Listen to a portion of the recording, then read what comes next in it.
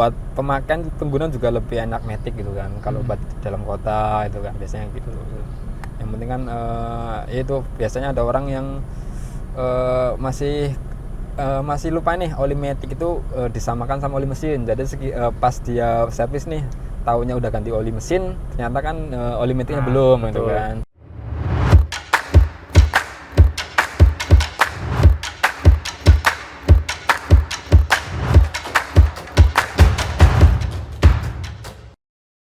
Assalamualaikum warahmatullahi wabarakatuh. Kembali lagi di YouTube Fit Car Service, sahabat mobil Om kapan saja dan di mana saja. Kali ini kita akan membahas tentang yang namanya transmisi Om. Lebih khususnya tentang transmisi mobil matic. Oke, jadi di video ini kali ini kita akan membahas tentang yang namanya transmisi Om. Lebih khususnya itu transmisi mobil matic. Terus apa aja yang dibahas? Mungkin tentang kayak hal-hal yang jangan dilakukan atau mungkin tips-tips perawatan supaya transmisi mobil Om awet. Ya, tentunya kali ini aku tidak sendiri Om. Bakal ditemanin sama teman mekanik kita biasa, Mas Waris. Sebentar, aku hitung sampai 3 nanti orangnya kesini. 1, 2, 3. Nah, ini Mas Waris. Halo Mas Waris, gimana? Sehat Om? Benar Mas. Ya, ini Mas Waris. Aku mau tanya tentang seputar transmisi Mas. Oke, siap. Jadi mungkin kayak perawatan, terus mungkin kayak tips supaya awet, sama mungkin cara gunain transmisi mobil matic supaya benar itu gimana caranya itu Mas. Oke. Pastinya banyak kan tips-tipsnya sih Mas ya. Ya, ada beberapa tips yang mungkin nanti bisa dipraktekkan gitu kan. Siap. Boleh langsung praktekin aja Mas ya. Oke, siap. Langsung siap. aja. Langsung praktekin aja Om.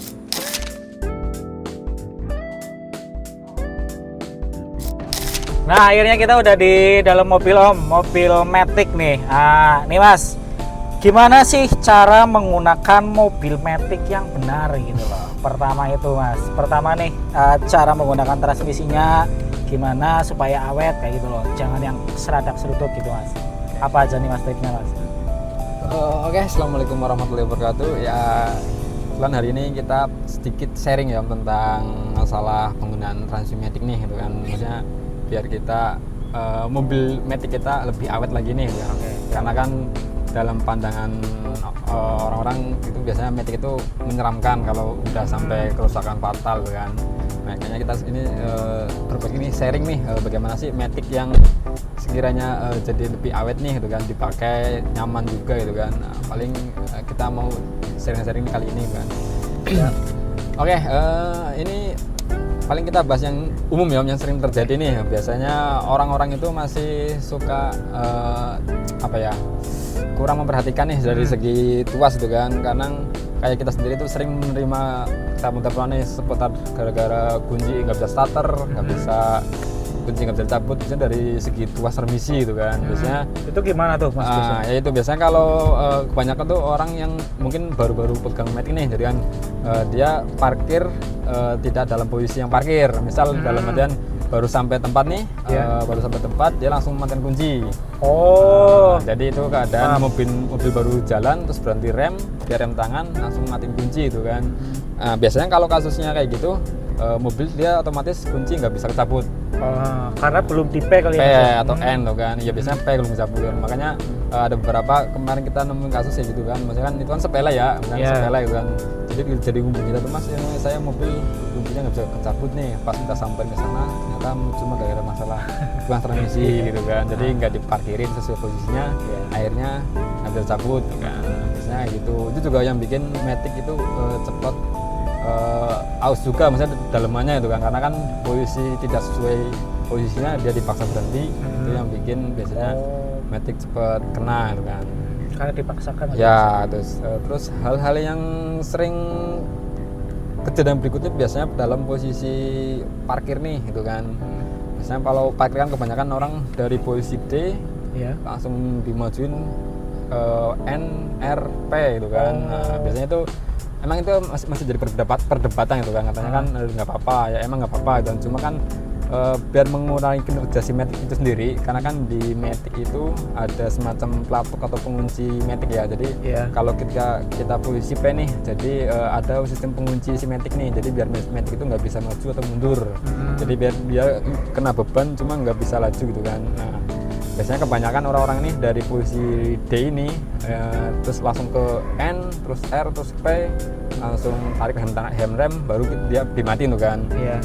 Kalau saran kita gitu kan lebih baik gimana itu? biasanya lebih bagusnya sih biar mengurangi beban kinerja simetik ini, apalagi kan misal saat kita parkir kan nggak semua medan tuh rata gitu kan, parkir gitu kan. Betul.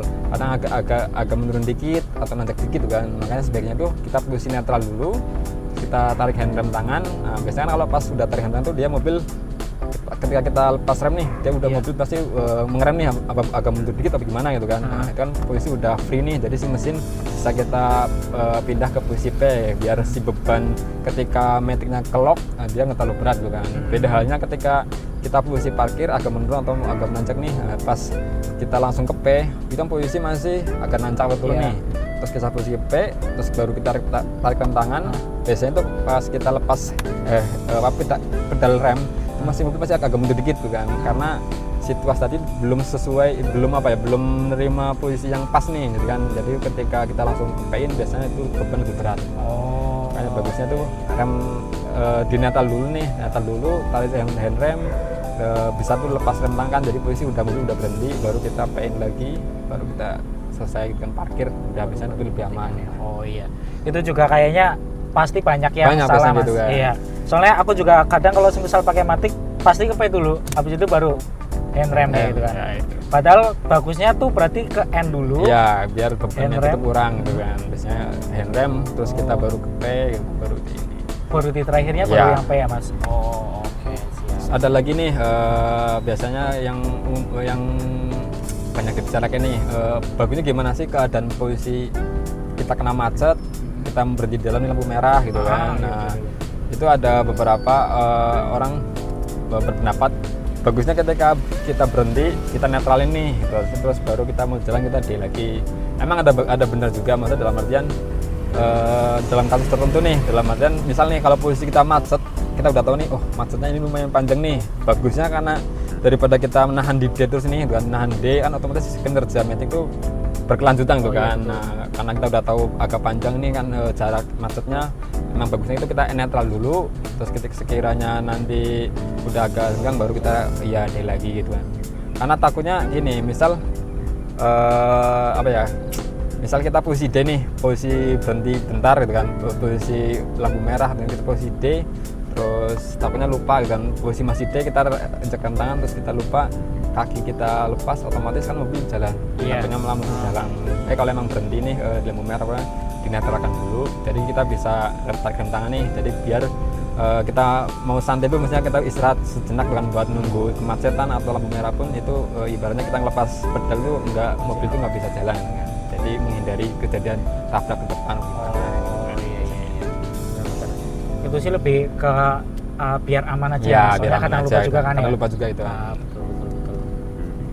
Terus ada mas, kalau buat perawatan sendiri itu mas, kalau di transmisi ini itu ada perawatan khususnya nggak mas? Kalau mungkin ada perawatan rutin gitu loh, mungkin dalam berapa bulan harus sekali ada servis. Oh ya, untuk perawatan itu sendiri sebenarnya sih ya itu yang balik tadi seperti pembahasan di awal ya, dalam bayangan orang-orang kan metik itu menyeramkan. Nah, menyeramkan itu dalam tanda kutip kalau memang sudah terjadi hal-hal yang kayak macam overhaul gitu kan. Betul. Sebenarnya sih kalau dibandingkan manual, kalau menurut saya pribadi gitu kan, metik itu sendiri sebenarnya lebih awet. Maksudnya dalam artian kalau emang cara perawatan kita bener nih gitu kan. Karena kalau dari segi manual nih, kampas kopling aja gitu kan. Biasanya kalau kampas kopling, kalau kita lingkungan wilayah kita macet nih, nanjak, otomatis kan kita sering injak kopling, otomatis dalam setahun aja bisa berapa kali ganti kopling gitu kan. Nah, itu kan hitungannya kan jadi ibaratnya lebih boros nih dari metik sendiri kan. Beda kalau sama metik nih, kalau kita ibaratnya merawatnya bener nih, otomatis itu lebih awet dari si manual, karena asal kita itu rutin ganti oli. Cuma ganti oli si metik itu sendiri jangka waktunya lumayan lama nih ya, maksudnya dalam artian bisa nih per 40.000, per 20.000 gitu kan. Jadi tergantung tipe metik sendiri gitu kan. Jadi misal kita perawatannya rutin, ganti olinya, dan otomatis si metik itu awet. Nah, jatuhnya itu tidak menyeramkan kan, malah lebih awet, terus lebih hemat juga lah gitu kan, karena kan kita yang penting oli terjaga, terus otomatis buat pemakaian pengguna juga lebih enak metik gitu kan, kalau buat di dalam kota itu kan biasanya gitu. Yang penting kan itu biasanya ada orang yang masih lupa nih oli matic itu disamakan sama oli mesin. Jadi pas dia servis nih tahunya udah ganti oli mesin, ternyata kan oli maticnya belum gitu kan.